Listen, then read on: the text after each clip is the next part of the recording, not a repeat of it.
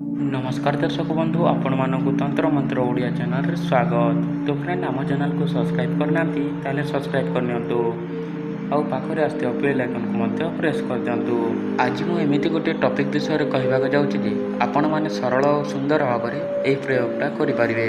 एही प्रयोग कहबा आगरु गोटे विशेष सूचना जेउ माने आम वीडियो गुडा देखुचंती हेले एही कार्य करि पारनांती सेमानक पई विशेष सूचना। सर्वजन वशीकरण, सर्वकार्य सिद्धि, सर्वमोहिनी, स्वामी वशीकरण, संभोग वशीकरण, स्त्री वशीकरण, व्यापार वृद्धि, शत्रु वशीकरण, मोहिनी वशीकरण, प्रेम समस्या, विवाह समस्या, चाकरी समस्या, कोर्ट कचहरी समस्या, भूत प्रेत समस्या, धनवृद्धि एवं नवग्रह पाई आम स्क्रीन रे शो होउथिबा नंबर को कॉल करंतु।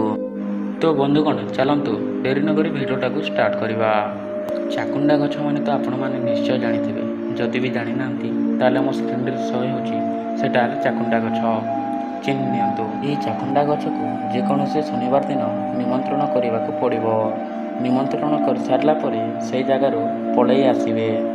जदि भी निमंत्रण करी जानती नाही ताहेले मो संपूर्ण विधि विधान जणाई देउछि। निमंत्रण करिवा पई आपण मानकु आवश्यक पड़िबो धूप, दीप एवं निर्विद्य अरुआ चाउल, क्षीर, हलदी, सूता। धूप दीप देकी सेतिरे पूजा करिवे एवं अरुआ चाउल, क्षीर, हलदी सेतिरे पकइबे एवं सूता सेही गछरे बांधिबाकू पड़िबो। आपण जाहाकू वशीभूत करिबाकू चाहुचंती तार नाम 3 थर उच्चारण करिवे एवं सेही जागारू पळेई आसिबे। ता परदिन ब्रह्म मुहूर्तरू उठिकी सेही जागाकू जिवे एवं सेही चाकुंडा गछर चेराकू ओपाड़ी आनिबे।